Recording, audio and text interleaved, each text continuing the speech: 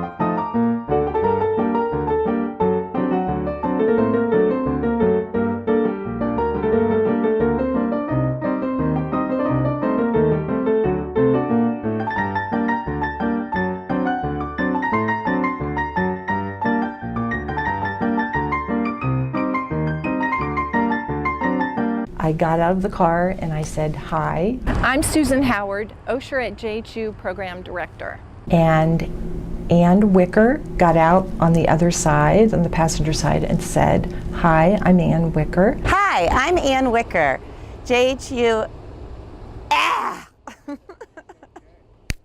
Hi, I'm Ann Wicker, Osher at JHU Administrative Supervisor.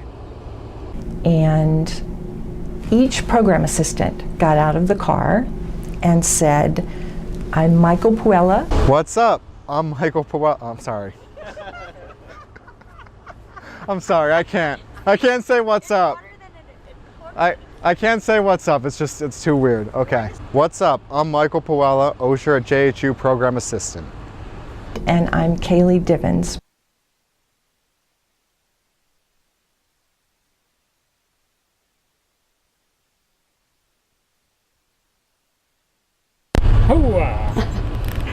Greetings, I'm Kaylee Divins, Osher at JHU Program Assistant.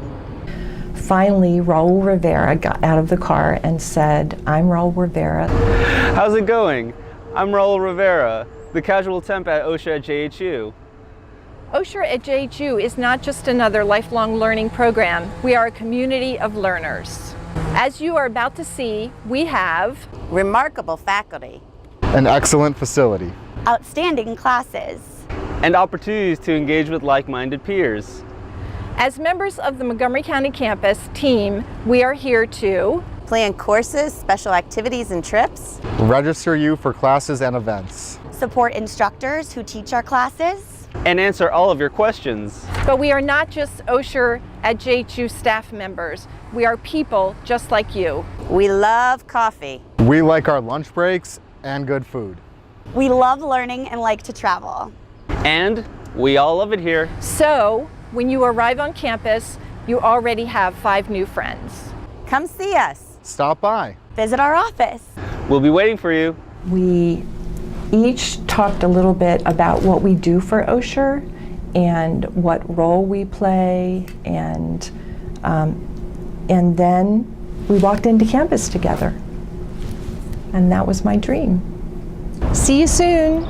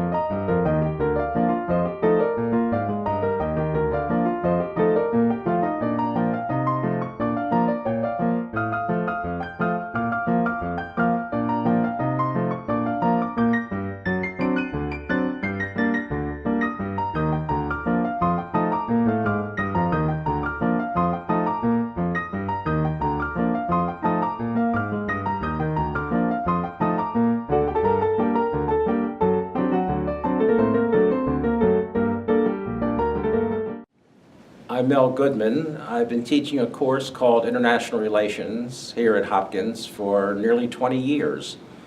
And I don't think the course has ever been more relevant than it is now because of the very difficult international situation we face abroad, but the very important domestic challenge we face at home. We have a president who has become unpredictable, and some even question his stability. And now we have the formation of a war cabinet. When you look at the positions occupied at the CIA and the National Security Council and the Department of State. So the challenge in the course, and it's the challenge I guess that I have, is to make these regional areas relevant to American national security interests so that when you come away from the course, you have a better understanding of American foreign policy, American national security policy, American interests around the world, and when and where military force should be used. So I would like to have students think about challenges to what I say, challenges to conventional wisdom, challenges to what we hear from not only our politicians and our president, but what we hear from our pundits and our press. Hi, I'm Robert Barchet, and I'll be teaching a course called Short Stories of Kurt Vonnegut and Franz Kafka this fall 2018 semester. This should be a rather interesting course. Usually we don't do two different authors, but I decided, or should I say I might have been pressured by some of my students to include Franz Kafka. When I was originally going to do Kurt Vonnegut, a writer of the 20th century, considered a dark humorist, some of my students came up to me and said, "Bob, how about adding something European to it, something light and frothy?" Well, what's more light and more frothy than Franz Kafka? An absurdist, an existentialist, a person who is subject to many anxiety attacks in his writing and in his own life.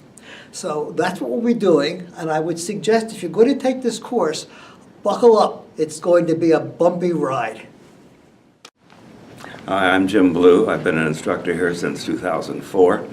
I did a lot of great books courses. I've done Aeschylus, Thucydides, Virgil, Dante, all the way up to Jane Austen and Oscar Wilde. I've been doing Shakespeare for a while. I've done 9 comedies, 5 histories, and 3 tragedies. I'm going to continue through the major tragedies this fall. I'm doing Othello. My classes are discussion classes, not lecture classes. We read in class. I explain the bits you don't understand. I know more about Shakespeare than you do. I try to keep things amusing, and sometimes it even works. The way we do it, we read a bit of the play in class in parts. We discuss that. I show clips of a few movies, and we discuss those. We keep the class small enough so we have good discussion, and you get to know everybody. If you do this class, you'll have fun. You'll learn a lot about Othello.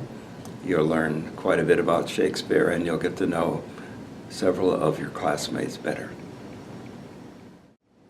Hi, I'm Steve Friedman. I'm looking forward to teaching a course this fall that's going to focus on the divas and the great personalities they created and added to the Broadway musical.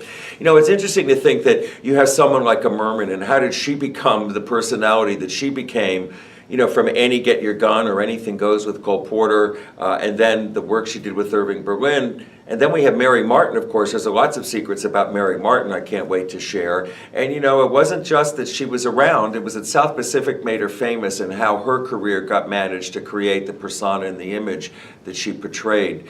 The little girl from Texas wasn't exactly what you might imagine. And then we're going to talk maybe about Carol Channing. How did she get to Hello Dolly, the iconic role that became hers, or then to Bernadette Peters or some of the others. And if we really have good, you know, some time, we might even talk about some of the men, like a Rex Harrison perhaps, or Yul Brynner, and how they got to be who they are. Since everybody asks me to, I will promise I'll sing a little bit, but I'm going to have some great clips of some of the things that have made Mary Martin and some of these other divas really into the famous, crazy Broadway ladies that they became. Look forward to seeing you in the fall. Hi, I'm Ken Hinga. I'm a retired oceanographer. Also spend a bit of time as a scientist at the USDA Foreign Agricultural Service. Been teaching a course called Making Choices, Understanding Environmental Issues. Been doing this at least half a dozen times now, both for an OLLI at American University and what was once called the USDA Graduate School. The idea of the course is to prepare people to make choices in their everyday lives. That's where the making choices came from.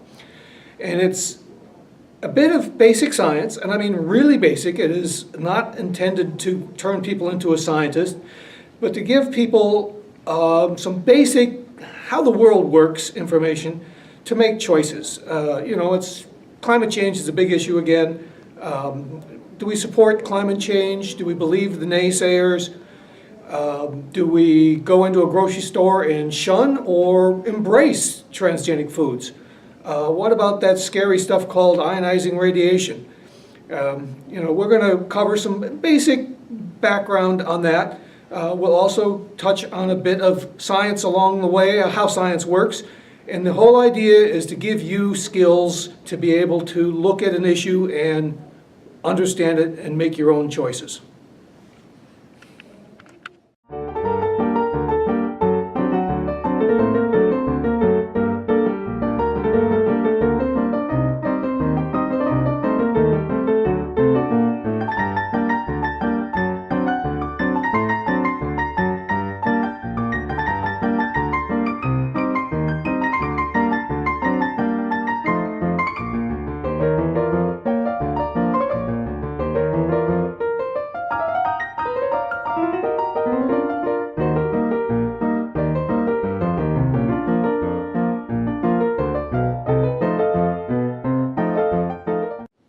Hi, my name is Stan Levin.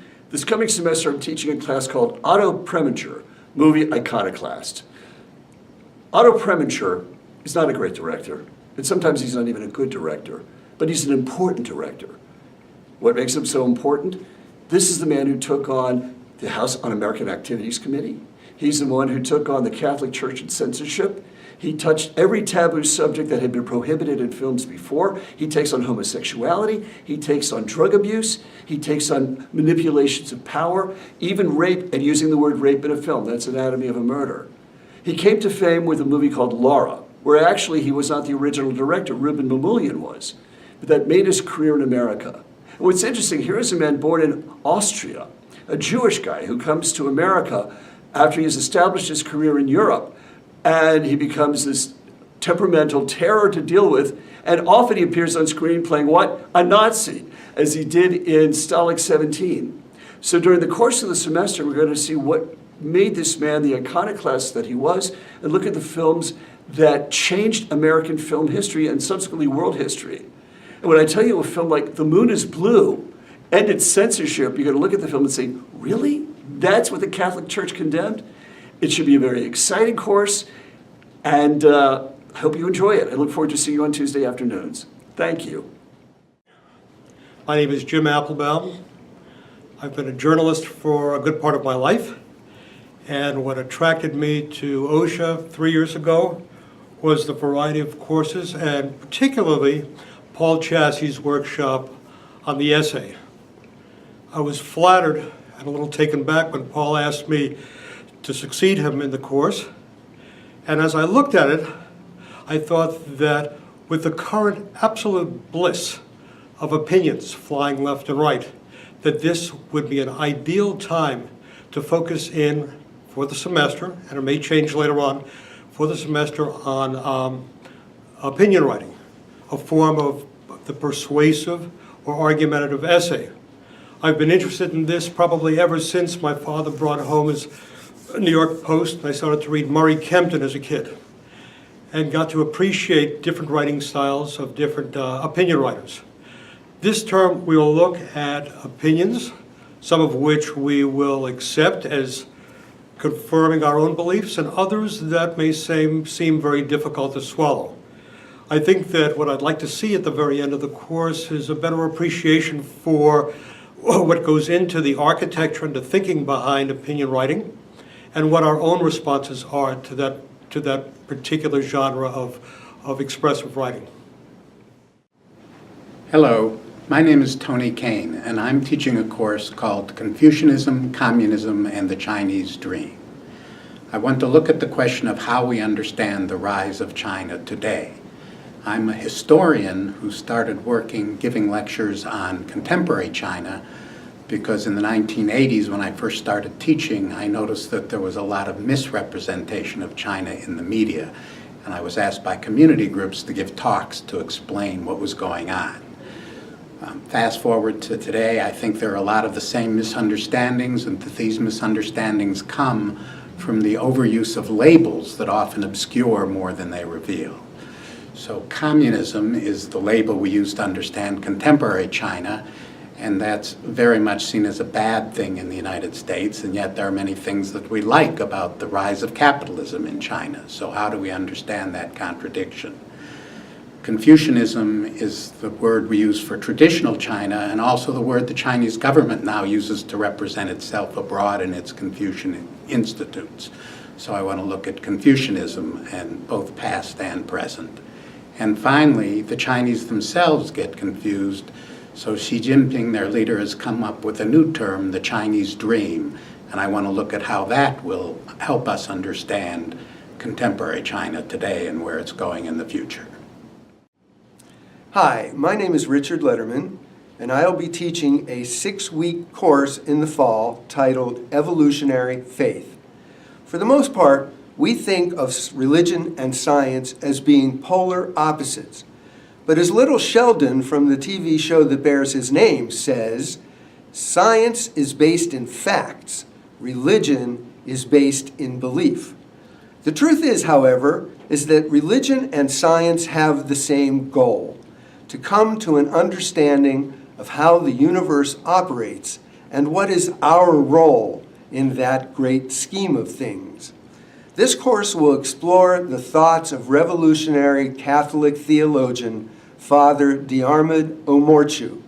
A prolific author, O'Morchu tears down the barriers between science and religion by seeking an understanding of the universe based on the modern science of cosmology and quantum physics. What he discovers is not only an expanding and evolving universe, but an expanding and evolving divine presence and consciousness as well. His challenge to us is to use the tools of modern cosmology and quantum physics to expand our understanding of the divine presence and consciousness in our own lives. I hope you'll join us. Hello, I'm Roberta Ben-Or, and this semester I'll be teaching something different. It's called How Young Are You? We'll explore the differences in the generations and their motivations from your parents through your grandchildren, with a special emphasis on baby boomers. You'll even be able to test your knowledge of pop culture. I will hit topics such as your legacy, your housing options, why you're here, what you plan to do, and let you vent on what the generations mean to you. I hope you'll be able to join me. It's always good to try something new. Hello, mystery lovers. I'm Melinda Kramer, and I hope that you'll be joining me for our Mystery and Detective Fiction class starting on October 30th, Tuesday afternoons from 1 to 3 p.m. I have a puzzle for you. What do Dr. Silken's House of Wonders, a parrot, and a beehive have in common? Well, here's your clue. Sherlock Holmes.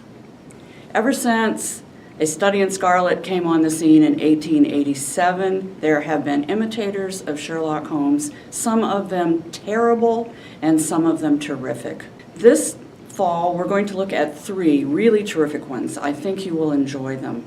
We'll be reading Anthony Horowitz's A House of Silk. We'll be looking at Laurie R. King's The Beekeeper's Apprentice, and we'll be reading Michael Chabon's The Final Solution. We're also going to, of course, start with the master himself. At the beginning, we'll be looking at some Sherlock Holmes stories written by Arthur Conan Doyle, and at the end, we're going to look at a wonderful short story written 2 years ago by John Connolly that takes Sherlock and Watson beyond the pale to the house of death.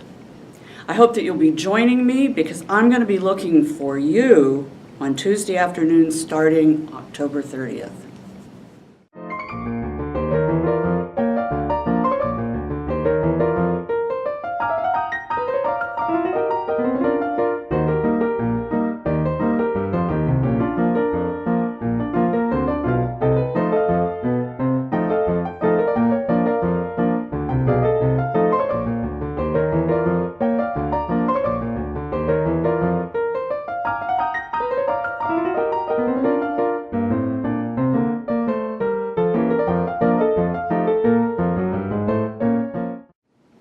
Hello, my name is Roger Bruniet, and I will be teaching a course called In Nature's Mirror. This is a course on how artists of different kinds have used nature as a metaphor for their feelings about life and why we're here on the world, in the world. Each class will begin with the visual arts and branch off into literature, music, opera, dance, whatever it might be. The first part will be called Landscape as Ideal, in which artists have used nature as a way of trying to explain the order behind the creation of the world and the world in which we live. The next will be Landscape as Feeling, or Landscape as Emotion, which will take in the romantic view of landscape nature as a form of terror, as a form of wonder, as a reflection of our feelings of love and passion. And finally, there'll be a short segment on landscape as reality, in which we will see the people who actually work in the land and whose lives are anything but ideal. And we'll look at nature as it now is, under threat by different man-made means, and what we can do about it. Thank you. Hi, I'm Bob Hines. This is my first new course at Osher School. I am a retired teacher of 50 years, and I'm offering a course I'm very excited about on the Russian Revolution, covering from the end of the Crimean War to Lenin's death. I want to tackle certain myths known about Russia, that the commune is like some giant peasant uprising, which it was not, that there were various stages to the Russian Revolution that led up to it. It was not an inevitable event. It was a failure on a number of persons who failed to make reforms, and the catastrophic events of the World War I put Russia in the middle of that, and that played into the events that led Lenin to come out of exile, with the help of the Germans, by the way, to begin the overthrow of the remains of the provisional government. And then the struggles of the provisional government will be a great deal of detail regarding just the summer and winter of 1917, 1918. And then we will move on to the Lenin era. There's a lot of myth about Lenin. I thought when I went to school he was kind of a benevolent dictator, but history has proved out that he really set up the dictatorship that eventually became Stalin. So we really want to get you out of this course a general overview of Russian history, but at the same time explore in depth some of the major personalities that shaped it. Hi, my name is Rabbi Shalom Reichik. I'm here rabbi at Chabad in Gaithersburg, just up the street from this location. We're giving a course coming up this coming fall called Living with Integrity, dealing with medical and legal ethical issues. The laws of the country will tell us what we have the right to do. The question is, what is the ethical, moral thing that we are supposed to be doing?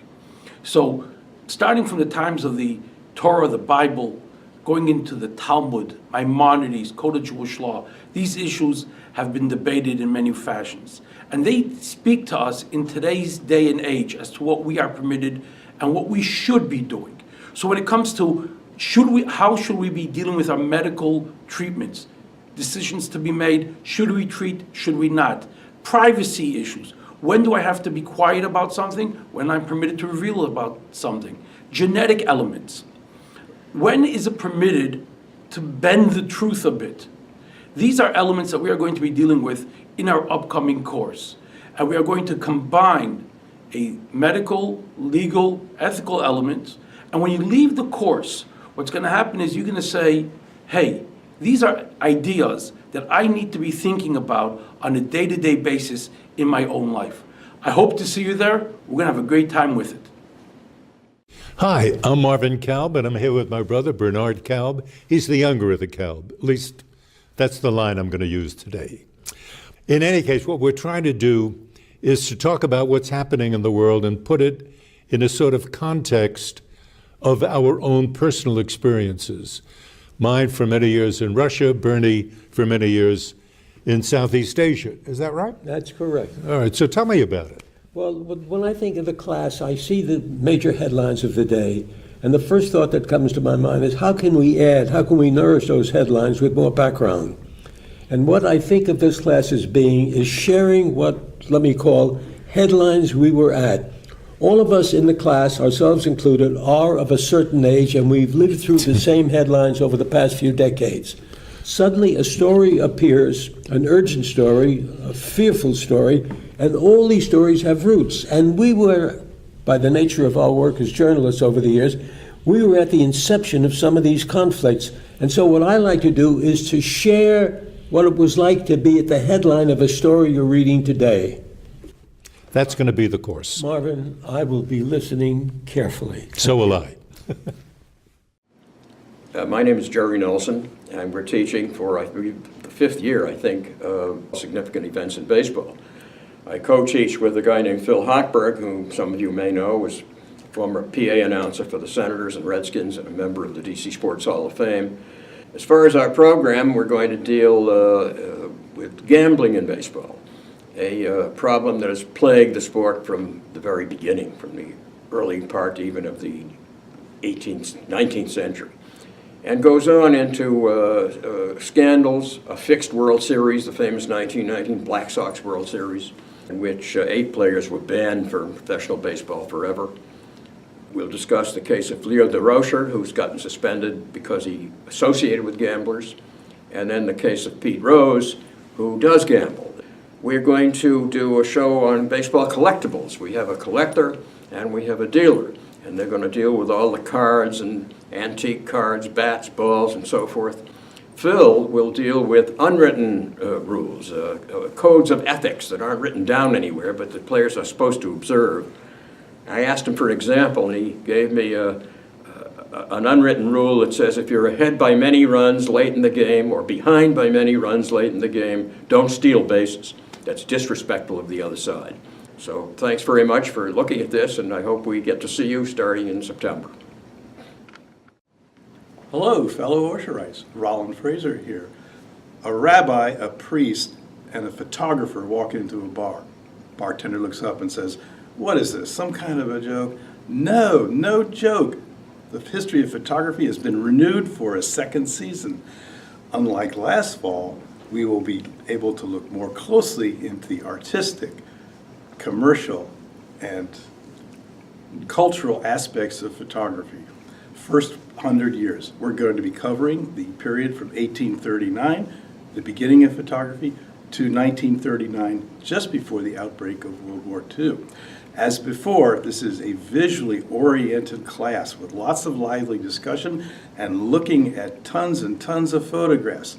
So, I hope to see you next fall in the 2nd 6-week session of the history of photography. I might leave you with an old Korean proverb: even a fish can keep out of trouble as long as it keeps its mouth shut. Thank you.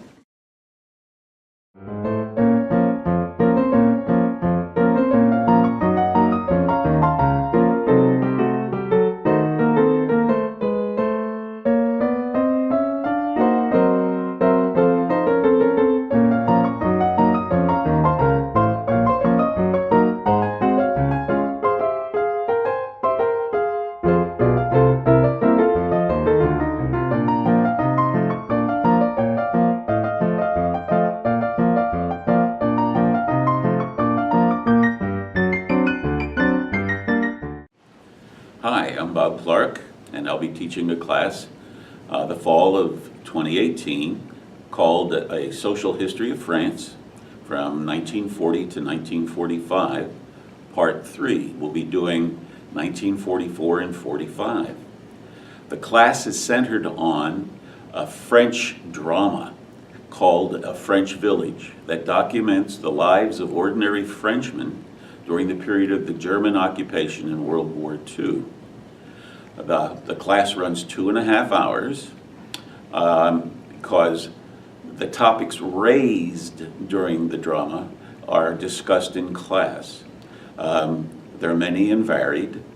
You can find them in your course offering description.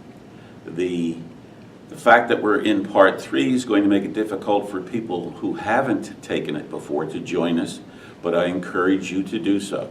It's going to be a very interesting and stimulating class, and we hope by the time it concludes that you're going to have an understanding and appreciation of this period in French history. So I'm looking forward to seeing you in the fall.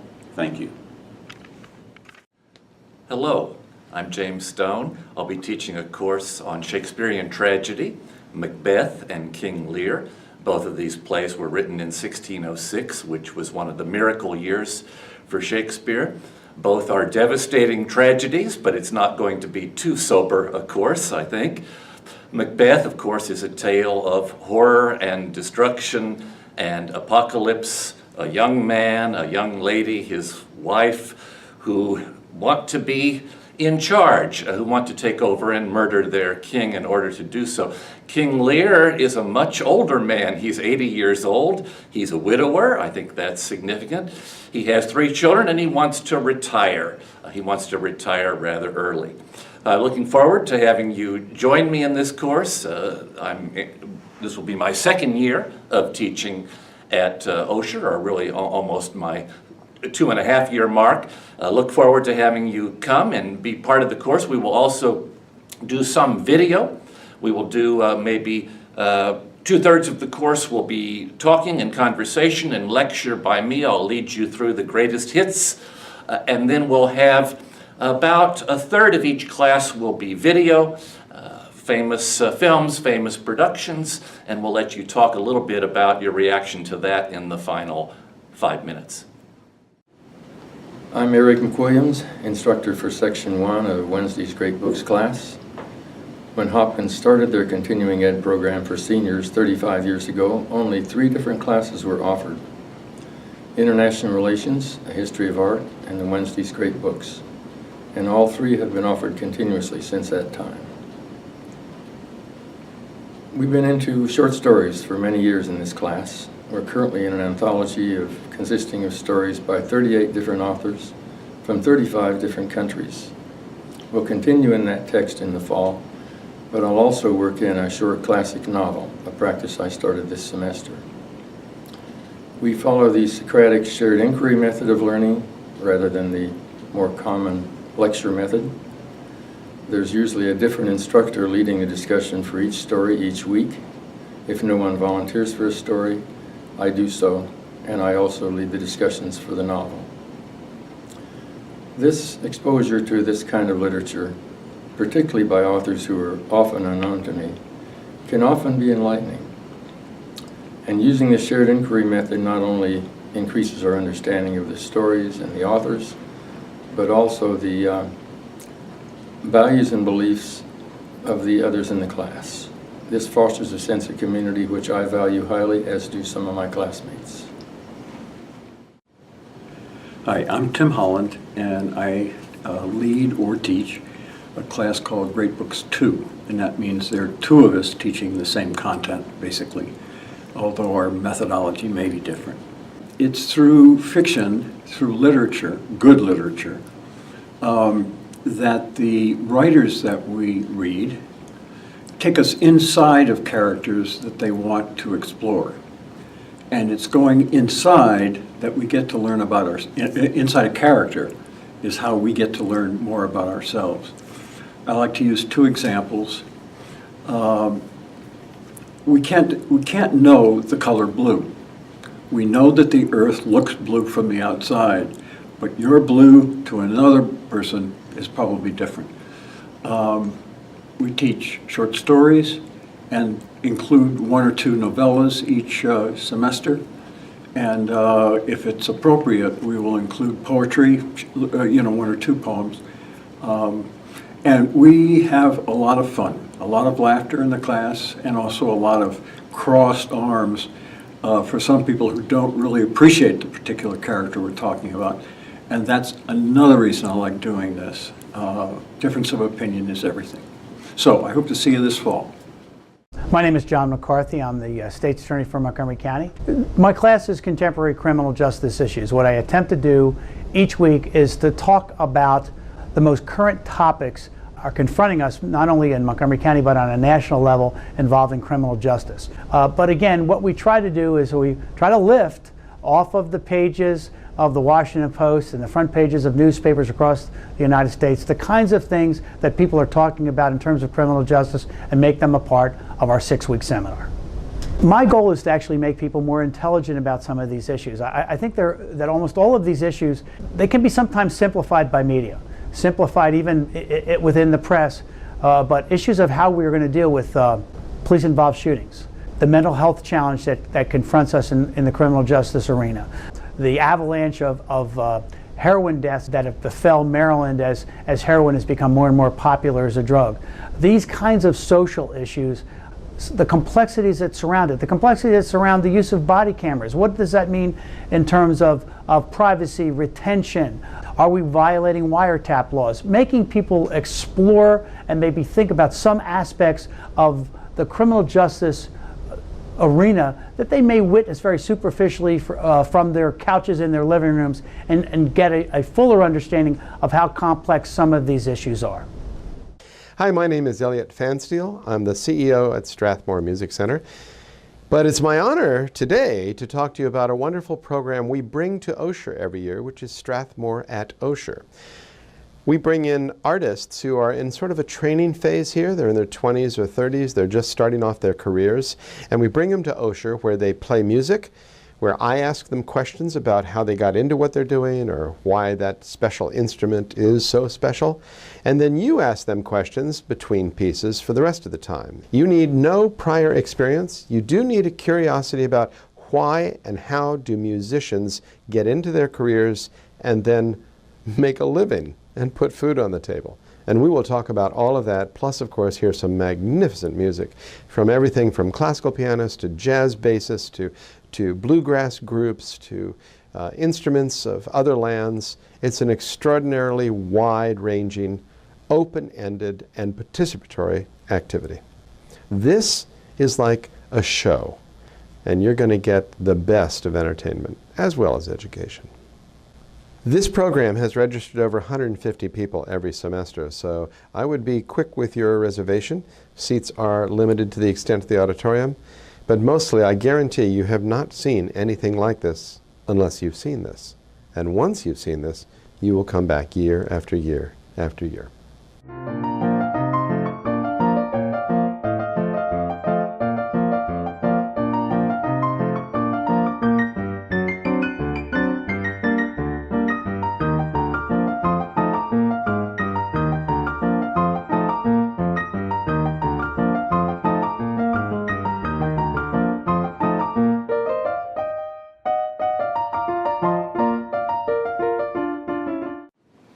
Hello, my name is Saul Lilienstein, and I'm going to be presenting a course called Vienna, the Golden Century of Sound. Vienna has implied for, I think, all of us, a city filled with music, and that's true. But what does the century mean? I mean, for some people, a century always means when 00 changes into the next 00. But I don't look at that as the necessary century. I look at a time period which holds together.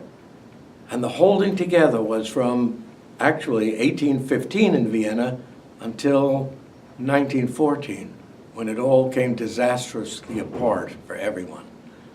But in 1815, Vienna had Beethoven and Franz Schubert. And then a few years later, Johannes Brahms moved into town. And then Gustav Mahler moved into town. And with all of this music, what we really should do is try to understand it within a larger context. Music, yes, but art and architecture and literature and society and poetry.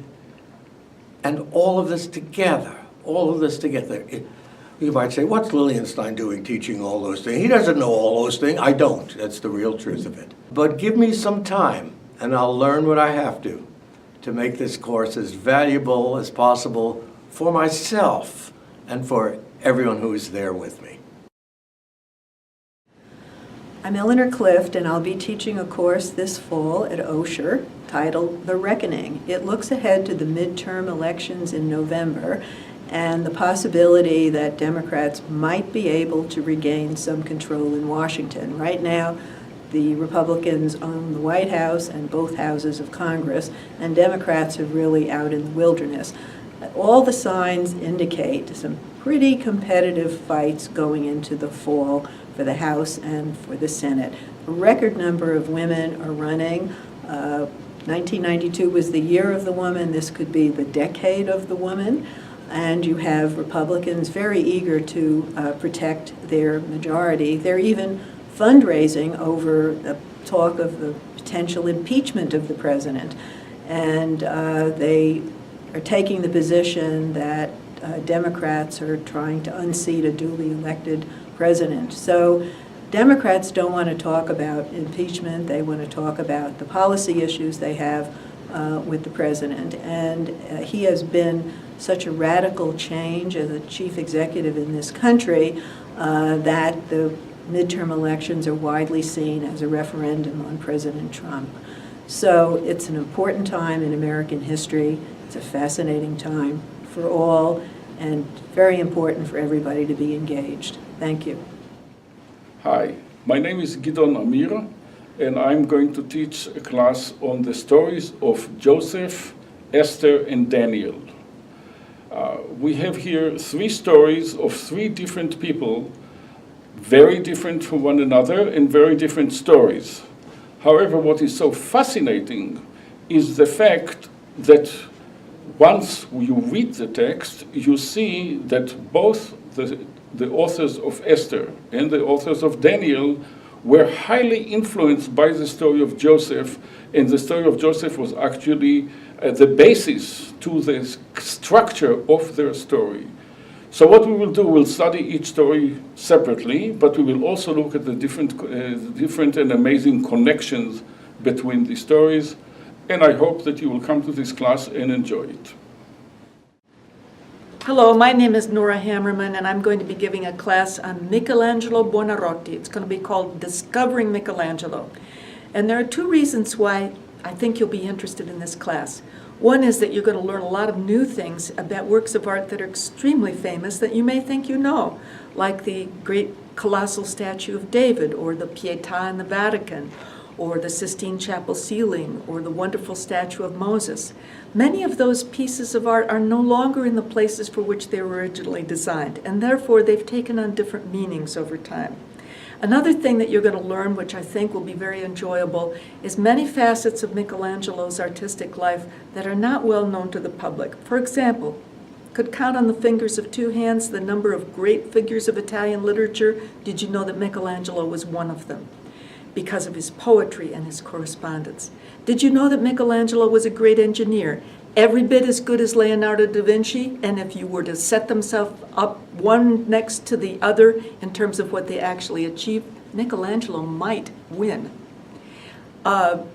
He's also a great architect. If you look at our Capitol building or the capitals of many states, you should know that you're seeing the Dome of St. Peter's replicated in different ways. He was a great city builder. He was very influential as an architect. The class will end up by showing the reactions to Michelangelo, the second Michelangelo, Caravaggio, who refuted everything he did.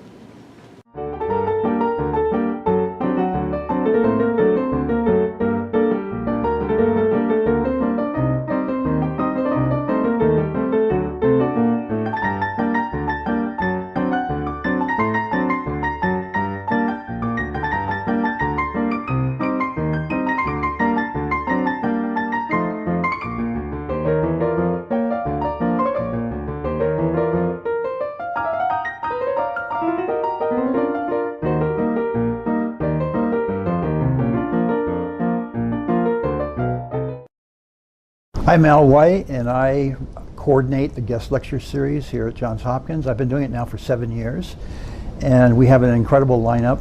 Thank you for your support and your recommendations. This year, half of our recommendations are from within. Highlights, and by the way, the thing I love about this is not only the subject matter expertise, but also enrichment. And we've got 12 incredible people lined up.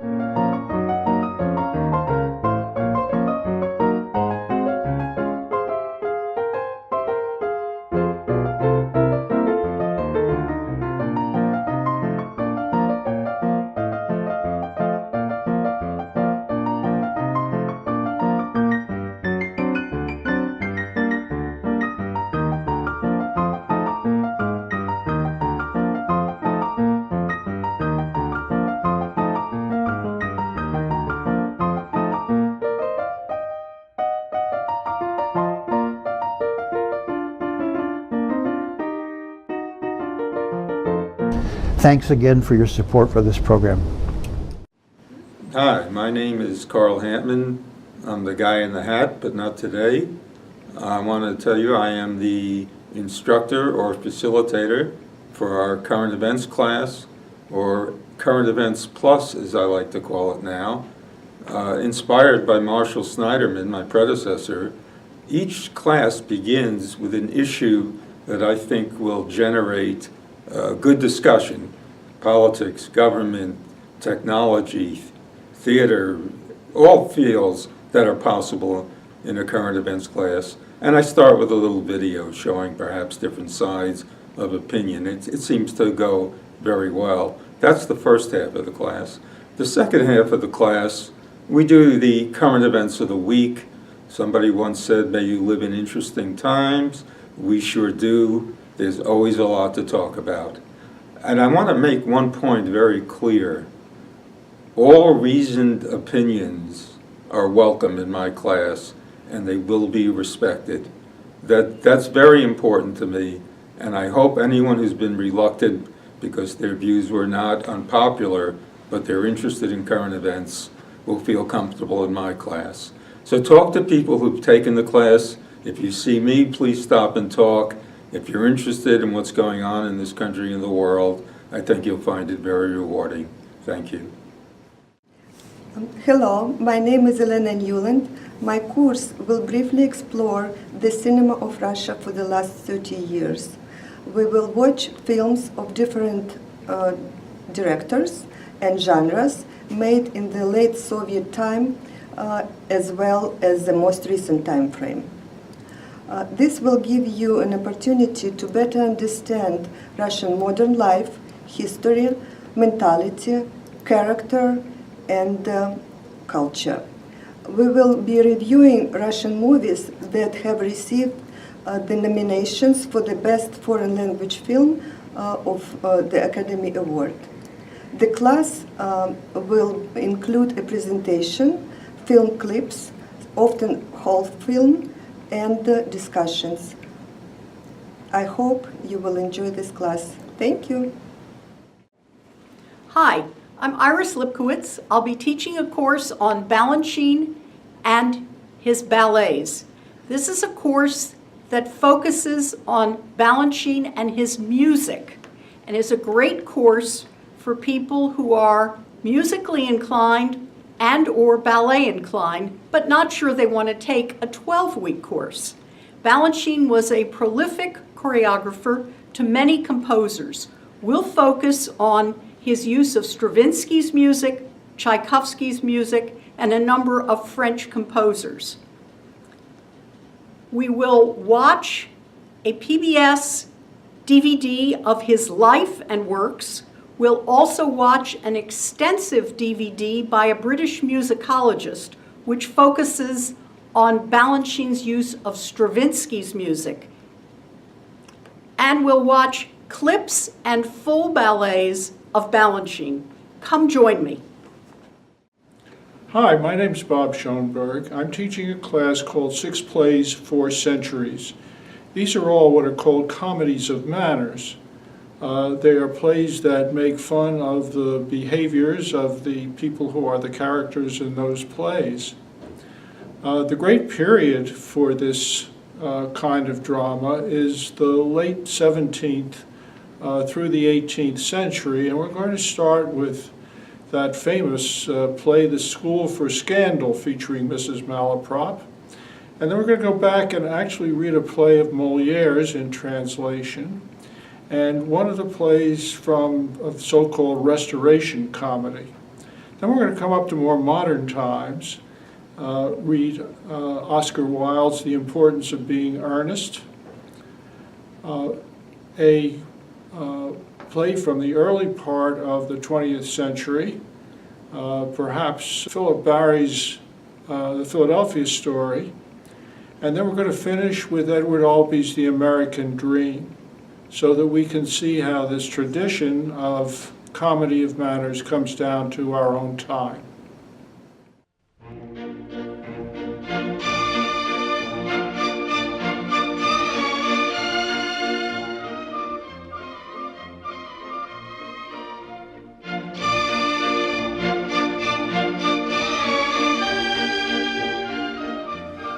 Hi, I'm Bruce Hirschfeld, and I'm going to be teaching the Summer Opera Intercession here at Osher. And we're going to do the second installment on the three-part Verity series. And I'm going to be doing the operas, 4 operas in their entirety. The first opera is Il Trovatore, which was a masterpiece at its premiere, and it's still considered a masterpiece, and people can't get enough of it. The second opera is Verdi's most intimate opera, La Traviata, and that's considered perhaps one of the most popular operas today and still leaves them weeping in the aisle. The third opera is Un ballo in maschera, a masked ball, which is a revenge tragedy with lots of comedy in it, but a fatal ending. And the fourth opera is Simon Boccanegra, which is underperformed, but has a lot of music in it that points to Verdi's final period. And the class is going to be taught Monday afternoons from 1 to 3, sometimes 1 to 4, beginning on June 11th and going through July 16th. Looking forward to seeing you there. We'll have a lot of fun.